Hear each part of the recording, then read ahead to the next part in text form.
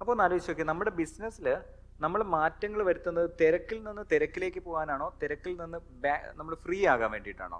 എനിക്കൊരു ബിസിനസ് കിട്ടി, ഞാനത് സക്സസ് ആക്കി, പെട്ടെന്ന് അടുത്ത ബിസിനസ് തുടങ്ങും, പിന്നെ അടുത്തത് തുടങ്ങും. അപ്പോൾ ഓരോ ദിവസം തിരക്കിൽ നിന്ന് തിരക്കിലേക്ക്, സ്റ്റാഫിൽ നിന്ന് സ്റ്റാഫിലേക്ക് പോയിട്ട് കുരുക്കുകളുടെ എണ്ണം കൂടുകയാണോ, കുരുക്കുകൾ കുറയ്ക്കുകയാണോ ചെയ്യുന്നത്?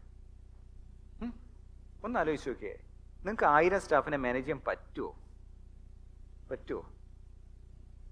ആരാ നിങ്ങളുടെ മാസ വരുമാനത്തിന്റെ പരിധി നിശ്ചയിച്ചിരിക്കുന്നത്?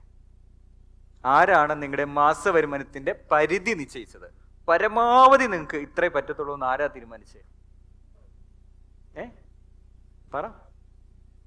വലിയ ബിസിനസ് ഒക്കെ നമ്മൾ ചെയ്യുന്നുണ്ട്, ടേൺ ഓവർ ഒക്കെ ഉണ്ട്, എല്ലാ ചിലവും പോയിട്ട് ഒരു 1 lakh പോക്കറ്റിൽ വന്നില്ലെങ്കിൽ ബിസിനസ് ചെയ്തിട്ട് വല്ല കാര്യം ഉണ്ടോ? അപ്പോൾ ശരിക്കും നമുക്കൊന്ന് ഒരുമിച്ച് പ്രവർത്തിച്ചുകൂടെ? ഈ കുരുക്കുകളെല്ലാം ഉണ്ട്, ഇത് ഫുള്ള് ആരൊക്കെ കൺട്രോൾ ചെയ്യുന്നുണ്ട്. ഇത് മാറണമെങ്കിൽ ഒരൊറ്റ കാര്യമുള്ളൂ, വൈറലാകണം. എങ്ങനെ? വീഡിയോ ചെയ്യാം.